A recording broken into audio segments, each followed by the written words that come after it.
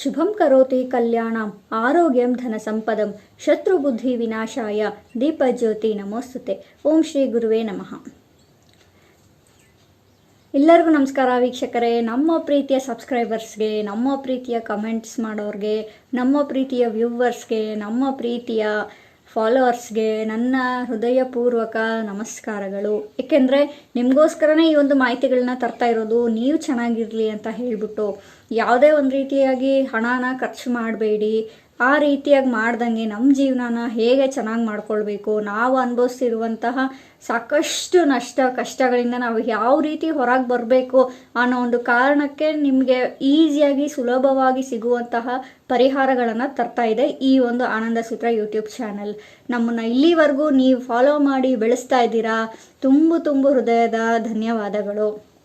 ಹಾಗೆ ಈ ಒಂದು ವಿಶೇಷ ಸಂಚಿಕೆಗೆ ತಮ್ಮೆಲ್ಲರಿಗೂ ಹೃದಯಪೂರ್ವಕ ಸ್ವಾಗತ ವೀಕ್ಷಕರೇ.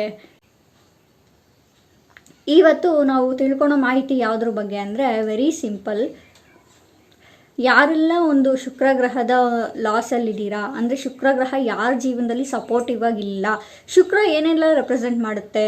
ನಮ್ಮ ಫೈನಾನ್ಸಸ್ನ ರೆಪ್ರೆಸೆಂಟ್ ಮಾಡುತ್ತೆ, ನಮ್ಮ ರಿಲೇಷನ್ಶಿಪ್ನ ರೆಪ್ರೆಸೆಂಟ್ ಮಾಡುತ್ತೆ. ಅಂದರೆ ಒಂದು ಸಂಬಂಧದಲ್ಲಿ ಬಾಂಧವ್ಯ ಹೇಗಿದೆ, ಹೊಂದಾಣಿಕೆಯಲ್ಲಿ ನಡೀತಾ ಇದ್ದೀವ, ಜೀವನ ನಡೆಸ್ತಾ ಇದ್ದೀವ, ಹಾಗೆ ನಮ್ಮ ದುಡಿಮೆಯಲ್ಲಿ ನಾವು ಚೆನ್ನಾಗಿ ಹಣದ ಹರಿವು ನೋಡ್ತಾ ಇದ್ದೀವ, ಹಣಕಾಸಿನ ಒಂದು ಮ್ಯಾನೇಜ್ಮೆಂಟ್ ನಮ್ಮ ಲೈಫಲ್ಲಿ ಹೇಗಿದೆ ಅನ್ನೋದು ಕೂಡ ಈ ಶುಕ್ರ ಗ್ರಹದಿಂದ ಗೊತ್ತಾಗತ್ತೆ. ಯಾರಾದರೂ ನಾವು ಎಷ್ಟು ದುಡಿತಾ ಇದ್ದೀವಿ, ಹಣ ನಮ್ಮ ಕೈಯಲ್ಲಿ ನಿಲ್ತಾ ಇಲ್ಲ, ಬರ್ತಾ ಇಲ್ಲ, ಅಥವಾ ಇಸ್ಕೊಂಡು ಹೋಗಿರೋರು ವಾಪಸ್ ಕೊಡ್ತಾ ಇಲ್ಲ ಅನ್ನೋಂಥವ್ರಿಗೆ ಈ ಒಂದು ಮಾಹಿತಿ ತುಂಬ ಉಪಯುಕ್ತವಾಗಿರುತ್ತೆ. ಎಲ್ಲರೂ ಇದನ್ನು ಮಾಡ್ಬೋದು, ಪಾಲಿಸ್ಬೋದು. ಎಲ್ಲರೂ ಅಂದರೆ ಯಾರ್ಯಾರಪ್ಪ ಅಂದರೆ 18+ ಇಯರ್ಸು, ಅಥವಾ ಬಿಸ್ನೆಸ್ ಮಾಡ್ತಾ ಇರೋರು, ಕೆಲ್ಸಕ್ಕೆ ಹೋಗ್ತಾ ಇರೋರು. ಬರೀ ಬಿಸ್ನೆಸ್ಸರ್ಸ್ಗೆ ಹೇಳ್ತಾ ಇರ್ತೀರಾ ಅನ್ಕೋಬೇಡಿ. ಕೆಲ್ಸಕ್ಕೆ ಹೋಗ್ತಾ ಇರೋರು ಈ ಒಂದು ಉಪಯೋಗವನ್ನು ಮಾಡ್ಕೊಳ್ಬೋದು. ಬರೀ ದುಡಿತಾ ಇರೋರ್ಗೆನಾ ಮೇಡಮ್, ಮನೇಲಿರೋರು ಏನು ಮಾಡಬೇಕಾಗಿದ್ರೆ ಅನ್ನೋ ಪ್ರಶ್ನೆಗೆ ಮನೇಲಿರೋರು, ಗೃಹಿಣಿಯರು ಸಹ ಈ ಒಂದು ಉಪಾಯವನ್ನು ಮಾಡ್ಬೋದು. ನೀವು ಮಾಡೋದ್ರಿಂದನೇ ನಿಮ್ಮ ಮನೆಯಲ್ಲಿ ಸಮೃದ್ಧಿ ಅನ್ನೋದಾಗೋದು, ಅಭಿವೃದ್ಧಿ ಅನ್ನೋದಾಗೋದು. ನೀವು ತಗೊಳ್ಳೋ ಈ ಒಂದು ಮೊದಲ ಹೆಜ್ಜೆ, ನೀವು ಮಾಡೋ ಈ ಒಂದು ಸಣ್ಣ ಪುಟ್ಟ ಉಪಾಯಗಳಿಂದನೇ ನಿಮ್ಮ ಮನೆಯಲ್ಲಿ ಹಣದ ಅರಿವು ಹೆಚ್ಚಾಗೋದು. ಫಸ್ಟ್ ಆಫ್ ಆಲ್ ನಮ್ಮ ಮನೆಯ ಹೆಣ್ಣು ಮಕ್ಕಳು ಖುಷಿಯಾಗಿರಬೇಕು, ಲವ್ಕೆಯಿಂದ ಇರಬೇಕು.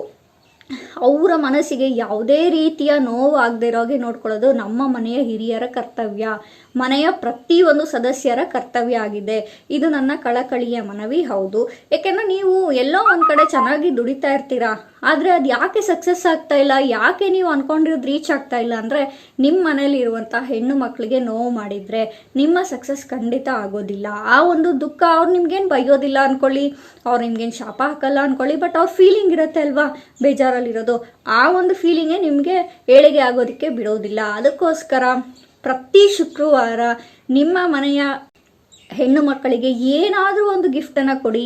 ಏನಾದರೂ ಆಗಿರ್ಬೋದು, ಅವ್ರು ಯೂಸ್ ಮಾಡೋವಂಥದ್ದು ಪರ್ಫ್ಯೂಮ್ಸ್ ಆಗಿರ್ಬೋದು, ಅಥವಾ ಅವ್ರಿಗೆ ಸ್ನ್ಯಾಕ್ಸ್ ಆಗಿರ್ಬೋದು, ಅಥವಾ ಅವ್ರಿಗೆ ಮೇಕಪ್ ಐಟಮ್ಸ್, ಕಾಸ್ಮೆಟಿಕ್ಸಲ್ಲಿ ಏನಾದರೂ ಆಗಿರ್ಬೋದು, ಬಾಚಣಿಕೆ ಆಗಲಿ, ರಿಬ್ಬನ್ ಆಗಲಿ, ಸೇಫ್ಟಿ ಪಿನ್ ಆಗಲಿ, ಅಥವಾ ಒಂದು ಸ್ಟಿಕ್ಕರ್ ಪ್ಯಾಕೆಟ್ ಆಗಲಿ, ಒಂದು ಸ್ವಲ್ಪ ಹೂವು ಆಗಲಿ, ಈ ರೀತಿಯಾಗಿ ನೀವು ಅವ್ರಿಗೆ ಪ್ರತಿ ಶುಕ್ರವಾರ ಕೊಡ್ತಾ ಬನ್ನಿ. ತುಂಬ ಚೆನ್ನಾಗಿ ನಿಮ್ಮ ಲೈಫಲ್ಲಿ ಒಳ್ಳೆ ಚೇಂಜಸ್ನ ನೋಡ್ತೀರಾ. ಅವ್ರ ಮನಸ್ಸಿಗೂ ಖುಷಿ ಆಗುತ್ತೆ. ಅದು ಅವ್ರಿಗೆ ಅವಶ್ಯಕತೆ ಇರಬೇಕು ಅಂಥ ವಸ್ತುಗಳನ್ನ ನೀವು ಕೊಡಬೇಕು. ನೀವು ಕೊಟ್ಟಿದ್ದ ವಸ್ತುನ ನೀವು ಇನ್ ರಿಟರ್ನ್ ಏನೋ ಎಕ್ಸ್ಪೆಕ್ಟ್ ಮಾಡಬಾರ್ದು ಕೊಡೋವಾಗ. ಜೊತೆಗೆ ನೀವು ಖುಷಿಯಿಂದ ಕೊಡಬೇಕು. ಅವ್ರು ಇದನ್ನು ತೊಗೊಂಡ್ಮೇಲೆ ಅವ್ರು ಖುಷಿಯಾಗಿದ್ದಾರೆ, ತುಂಬ ಚೆನ್ನಾಗಿದ್ದಾರೆ, ತುಂಬ ಚೆನ್ನಾಗಿ ಕಾಣ್ತಾ ಇದ್ದಾರೆ ಅಂತ. ಅಥವಾ ತಿಂಗ್ಳಿಗೆ ಒಂದ್ಸತಿ ಏನಾದರೂ ಗಿಫ್ಟ್ ಮಾಡೋದು. ಒಟ್ಟು ಫ್ರೈಡೇಸು ಹೆಣ್ಣು ಮಕ್ಕಳಿಗೆ ಸಣ್ಣ ಪುಟಾಣಿ ಪಾಪುಯಿಂದ ದೊಡ್ಡೋರ ತನಕ ನೀವು ಕೊಡ್ಬೋದು.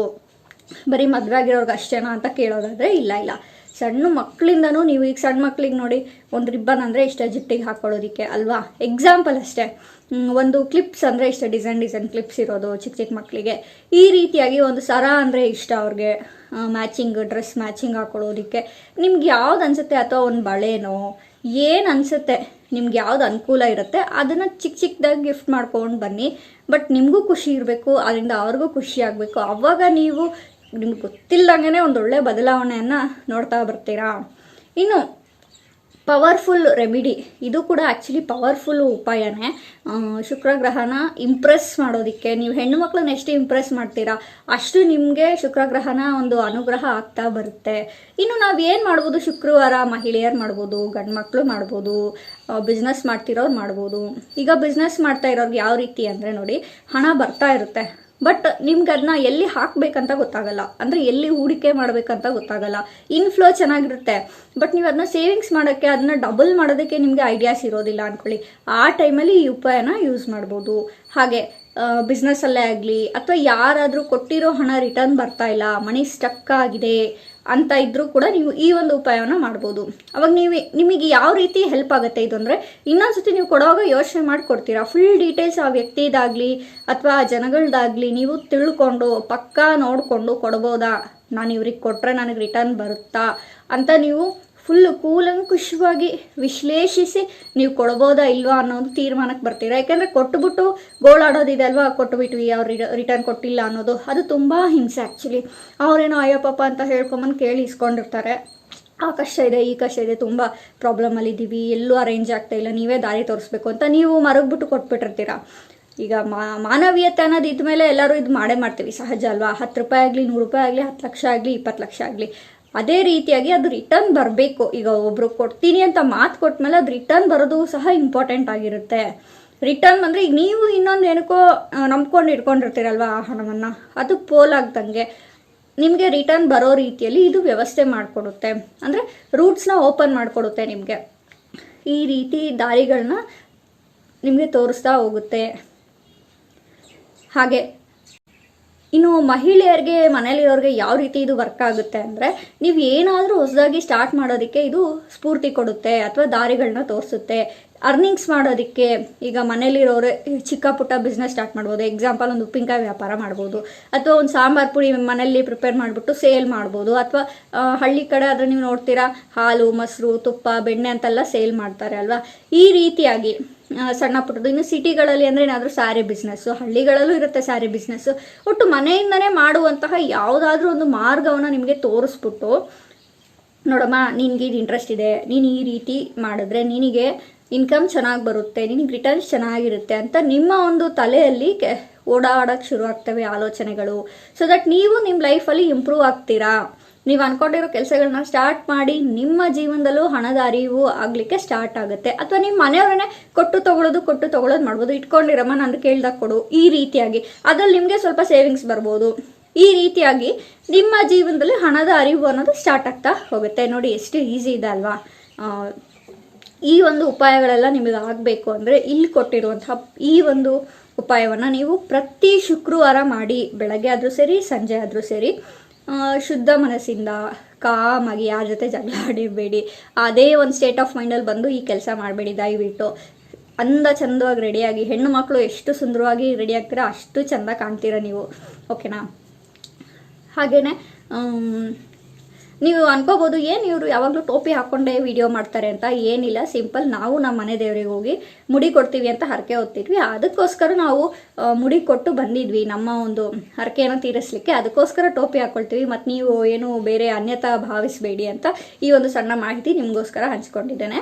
ಇನ್ನು ಶುಕ್ರವಾರದೊತ್ತು ನೀವು ಏನು ಮಾಡಬೇಕು ಅಂದರೆ, ನೀವು ಚಂದ ರೆಡಿಯಾಗಿ ನಿಮ್ಮ ಕೆಲಸ ಕಾರ್ಯಗಳೆಲ್ಲ ಮುಗಿಸಿ, ಅಥವಾ ನೀವು ಪೂಜೆ ಮಾಡ್ತೀರಾ ಅಲ್ವಾ, ಆ ಒಂದು ಸಮಯದಲ್ಲಿ ಬೆಳಗಿನ ಜಾವ ಆಗಲಿ ಅಥವಾ ಸಂಜೆ ಸಮಯದಲ್ಲಾಗಲಿ, ಇನ್ನೂ ನಿಮಗೆ ಅನುಕೂಲ ಇತ್ತು ಅಂದರೆ, ಅಥವಾ ಇನ್ನೂ ಹೆಚ್ಚು ತಿಳುವಳಿಕೆ ಇರೋರಾದರೆ ಶುಕ್ರ ಹೋರ ಅಂತ ಬರುತ್ತೆ, ಓಕೆನಾ. ಪ್ರತಿದಿನ ಇರುತ್ತೆ. ಶುಕ್ರ ಹೋರದಲ್ಲಿ ಮಾಡೋದ್ರಿಂದ ಅತ್ಯುತ್ತಮವಾಗಿ ಇದು ವರ್ಕ್ ಆಗುತ್ತೆ. ಎನಿ ಶುಕ್ರವಾರ ಸ್ಟಾರ್ಟ್ ಮಾಡಿ. ತಿಂಗಳ ಮೊದಲನೇ ಶುಕ್ರವಾರ ಸ್ಟಾರ್ಟ್ ಮಾಡಿದ್ರು ಅತ್ಯುತ್ತಮ, ಅಥವಾ ಅಮಾವಾಸ್ಯೆ ಆಗಿ ಫಸ್ಟ್ ಶುಕ್ರವಾರ ಯಾವುದು ಬರುತ್ತೆ ಆ ಶುಕ್ರವಾರ ಸ್ಟಾರ್ಟ್ ಮಾಡಿದ್ರು ಅತ್ಯುತ್ತಮನೇ, ಓಕೆನಾ. ಇದು ಬೆಸ್ಟ್ ಪವರ್ಫುಲ್ ಡೇಸ್ ಆಗಿರುತ್ತೆ ನಿಮಗೆ ಸ್ಟಾರ್ಟಪ್ ಮಾಡೋದಕ್ಕೆ, ಅಂದರೆ ಈ ಒಂದು ರೆಮಿಡಿಯನ್ನು. ಸೊ ನೀವು ಈ ರೀತಿ ಪೂಜೆ ಎಲ್ಲ ಮುಗಿಸ್ಕೊಂಡು, ಮಾಮೂಲಿ ಲಕ್ಷ್ಮೀದು ಅಷ್ಟೋತ್ತರ ಅಥವಾ ನೀವೇನೇನು ಹೇಳ್ಕೊತೀರಾ, ಮಹಾಲಕ್ಷ್ಮಿ ಸ್ತೋತ್ರಗಳು, ಈ ರೀತಿ ಸ್ತೋತ್ರಗಳನ್ನೆಲ್ಲ ಹೇಳ್ಕೊಂಡು ನಂತರ ಎಲ್ಲ ಪೂಜೆ ಕಾರ್ಯ ಎಲ್ಲ ಮಾಡಿಬಿಟ್ಟು ನೀವೇನು ಮಾಡಬೇಕು, ನೈವೇದ್ಯ ಇಡೋದಿದ್ರೆ ನೈವೇದ್ಯ ಇಟ್ಬಿಟ್ಟು ನಿಮ್ಮ ಶಕ್ತಿಯಾನುಸಾರ ನಿಮಗೇನೇನಾಗತ್ತೆ ಅದನ್ನು ಮಾಡ್ಬೋದು. ಆದರೆ ಶುದ್ಧ ಮನಸ್ಥಿತಿಯಿಂದ, ಒಳ್ಳೆ ಇಂಟೆನ್ಷನಿಂದ ನಿಮ್ಮ ಒಂದು ಸಂಕಲ್ಪ ಏನಿದೆ ಮಾಡ್ಕೊಳ್ಳಿ. ಏನೋ ಸಂಕಲ್ಪ ಇಲ್ವಾ, ಜಸ್ಟ್ ಸ್ಟಾರ್ಟ್ ಮಾಡಿ. ನಿಮಗೆ ಐಡಿಯಾಸ್ ಬರ್ತಾ ಹೋಗುತ್ತೆ, ನಿಮಗೆ ಸ್ಟಾರ್ಟ್ ಆಗ್ತಾ ಹೋಗುತ್ತೆ. 3 ವೀಕ್ಸಲ್ಲಿ ನಿಮಗೆ ಚೇಂಜಸ್ ಅನ್ನೋದು ಕಾಣಿಸ್ತಾ ಹೋಗುತ್ತೆ. ಏನಾದರೂ ಒಂದು ಚೇಂಜಸ್ ಬಂದೇ ಬರುತ್ತೆ. ಖಂಡಿತವಾಗ್ಲೂ ನೀವು ಬಂದು ಕಮೆಂಟ್ ಮಾಡ್ತೀರಾ, ಮ್ಯಾಮ್ ಇದು ಯೂಸ್ಫುಲ್ ಆಗಿದೆ ನಮ್ಮ ಲೈಫಲ್ಲಿ, ಈ ಒಂದು ರೆಮಿಡಿ ಸಖತ್ತಾಗಿ ಯೂಸ್ಫುಲ್ ಆಗಿದೆ ಅಂತ ಹೇಳ್ಬಿಟ್ಟು. ನೀವು ಮಾಡಬೇಕಾಗಿರೋದು ಇಷ್ಟೇ, ಒಂದಷ್ಟು ವೀಳ್ಯದೆಲೆಯನ್ನು ತಗೊಳ್ಳಿ. ಈಗ ನೋಡಿ, ಹಳ್ಳಿ ಮನೇಲಾದರೆ ಕಮ್ಮಿ ರೇಟ್ ಇರುತ್ತೆ ವೀಳ್ಯದೆಲೆ, ಸಿಟಿಲಾದರೆ ಸ್ವಲ್ಪ ಕಾಸ್ಟ್ಲಿ ಇರುತ್ತೆ ಅಲ್ವಾ. ನನಗೆ ಪ್ರೈಸಿಂಗ್ ಎಲ್ಲ ಗೊತ್ತಿಲ್ಲ. ಸೊ ನಿಮ್ಮ ಏರಿಯಾದಲ್ಲಿ ಎಷ್ಟಿದೆ ನೋಡ್ಕೊಂಡು ತಗೊಂಡು ನಮಗೆ ಬೇಕಾಗಿರೋದು ಎಷ್ಟು, 6 ವೀಳ್ಯದೆಲೆ, ಓನ್ಲಿ 6 ವೀಳ್ಯದೆಲೆಗಳು. ವೀಳ್ಯದೆಲೆ ಅಂದರೆ ಗೊತ್ತಲ್ವ, ಎಲೆ ಅಡಿಕೆ ಹಾಕೋತೀವಲ್ಲ ಆ ಥರ ವೀಳ್ಯದೆಲೆ, ಚಿಕ್ಕದಾಗಲಿ ದೊಡ್ಡದಾಗಲಿ. ಬಟ್ ಇಲ್ಲಿ ರೂಲ್ಸ್ ಒಂದಿದೆ, ಅರ್ಧೋಗಿರಬಾರ್ದು, ತೂತಾಗಿರಬಾರ್ದು, ಚುಕ್ಕಿ ಇರಬಾರ್ದು. ಪ್ರತಿಯೊಂದು ಎಲೆಯನ್ನು ಕ್ಲೀನಾಗಿ ನೀಟಾಗಿ ಚೆನ್ನಾಗಿರಬೇಕು. ಅದು ತುಂಬ ಡಾರ್ಕ್ ಆದರೂ ಓಕೆ, ಸ್ವಲ್ಪ ಎಳೆದಾದರೂ ಓಕೆ, ನಿಮಗೆ ಯಾವ ಥರದ್ದು ಅನುಕೂಲಕ್ಕೆ ಸಿಗುತ್ತೆ ಆ ಥರದ್ದು ತೊಗೊಳ್ಳಿ. ಸೊ ಈ ಒಂದು ಮಾಹಿತಿಯನ್ನು ಅಥವಾ ಈ ಒಂದು ಉಪಯುಕ್ತವಾದ ಮಾಹಿತಿಯನ್ನು ನಾವು ಹೇಗೆ ಮಾಡ್ಕೊಳ್ಬೇಕು ಅಂತ ನಿಮಗೆ ಸ್ಕ್ರೀನ್ ರೆಕಾರ್ಡಿಂಗಲ್ಲಿ ವಿಡಿಯೋ ನಾನು ಏನು ಮಾಡಿದ್ದೀನಿ ಅದು ಮಾಡಿ ತೋರಿಸ್ತೀನಿ. ಆ ರೀತಿಯಾಗಿ ನೀವು ಫಾಲೋ ಮಾಡಿ ನೋಡಿ, ನಿಮ್ಮ ಜೀವನದಲ್ಲಿ ಒಳ್ಳೆಯ ಚೇಂಜಸ್ನ ತಗೊಳ್ಳಿ. ಹಾಗೆ ರಿಲೇಷನ್ಶಿಪ್ಪಲ್ಲಿ ಚೆನ್ನಾಗಿರಬೇಕು ನಾವು ಅನ್ನುವಂಥವ್ರು ಡೈಲಿ ಎಲೆಡಿಕೆಯನ್ನು ಹಾಕೋದು ಅಭ್ಯಾಸ ಮಾಡಿ. ದಿನ ಅಟ್ಲೀಸ್ಟ್ ನೈಟ್ ಟೈಮ್ ಊಟ ಆದಮೇಲಾದರೂ ಎಲೆಡಿಕೆ ಹಾಕೊಳ್ಳೋದು ಅಭ್ಯಾಸ ಮಾಡಿ. ನಿಮ್ಮ ಹೆಲ್ತ್ಗೂ ಒಳ್ಳೆಯದು, ಜೀರ್ಣಕ್ರಿಯೆಗೂ ಒಳ್ಳೆಯದು, ಕ್ಯಾಲ್ಶಿಯಮ್ಗೂ ಒಳ್ಳೆಯದು ಅಲ್ವಾ. ಕ್ಯಾಲ್ಶಿಯಮ್ ಅನ್ನೋ ಅಂಶ ನಮ್ಮ ಬಾಡಿಗೆ ಬೇಕೇ ಬೇಕು. ಸೊ ಅದೂ ಉಪಯೋಗ ಆಗುತ್ತೆ. ಹಾಗೆ ನಿಮ್ಮ ಬಾಂಧವ್ಯ ಕೂಡ ತುಂಬ ಚೆನ್ನಾಗಿರುತ್ತೆ. ನೀವೇ 1 ವೀಕಲ್ಲಿ ಚೇಂಜಸ್ ನೋಡ್ತೀರಾ ಇದಂತೂ ಎಲೆಡಿಕೆ ಹಾಕೊಳ್ಳೋದಂತೂ. ಏಕೆಂದರೆ ಕೆಲವ್ರಿಗೆ ಅಭ್ಯಾಸನೇ ಇರಲ್ಲ. ಈಗಿನ ಕಾಲದಲ್ಲಂತೂ ಸಿಟಿಲಿರೋರು ಕೆಲವ್ರು ಹೆಣ್ಮಕ್ಳುಗಳು ಅಥವಾ ಗಂಡು ಮಕ್ಳುಗಳು ಹಾಕ್ಕೊಂಡು ಅಭ್ಯಾಸನೇ ಇಲ್ಲ.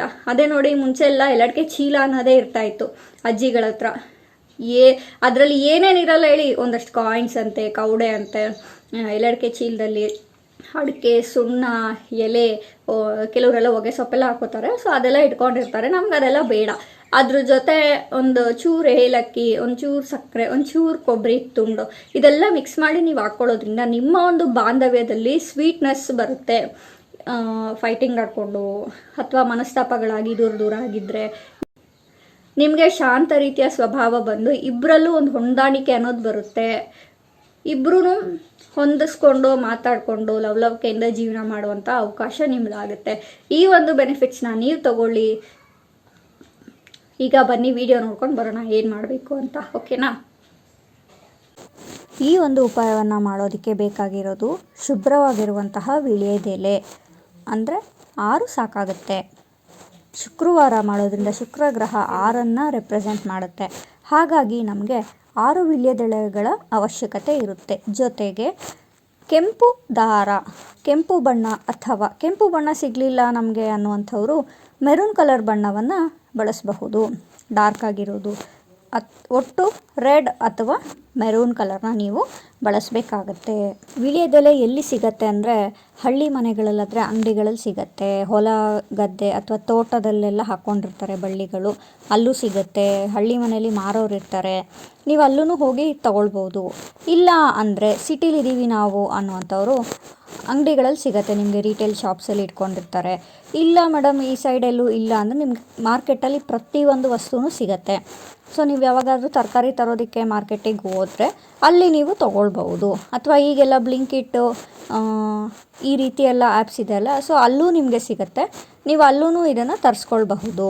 ಇದರಲ್ಲಿ ಮೇಯ್ನ್ ರೂಲ್ಸ್ ಏನಪ್ಪ ಅಂದರೆ 6 ವೀಳ್ಯದೆಲೆ ಇರಬೇಕು ವಿತ್ ಮೊಗ್ಗು, ಅಂದರೆ ಆ ತೊಟ್ಟು ಏನಿರುತ್ತೆ ಮೇಲ್ಗಡೆ ಆ ತುದಿಯ ಒಂದು ಕಡ್ಡಿ ಹಾಗೆ ಇರಬೇಕು. ಅದ್ರ ಜೊತೆ ಅದು ಒಣಗಿರಬಾರ್ದು, ಹಾಳಾಗಿರಬಾರ್ದು, ತುಂಬ ಚೆನ್ನಾಗಿರಬೇಕು.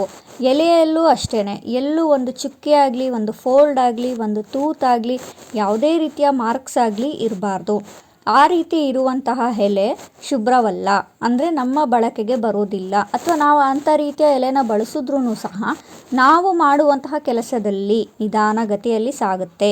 ಅಂದರೆ ನಮ್ಮ ವಿಷಸ್ಸು ಕೂಡ ಅಷ್ಟೇ ನಿಧಾನವಾಗಿ ಯಾವುದಾದ್ರೂ ಅಡೆಚಣೆಗಳ ಮುಖಾಂತರನೇ ಜರುಗೋದು ಅಂತ ನೀವು ಅಲ್ಲಿ ಅರ್ಥ ಮಾಡ್ಕೊಳ್ಬೇಕು.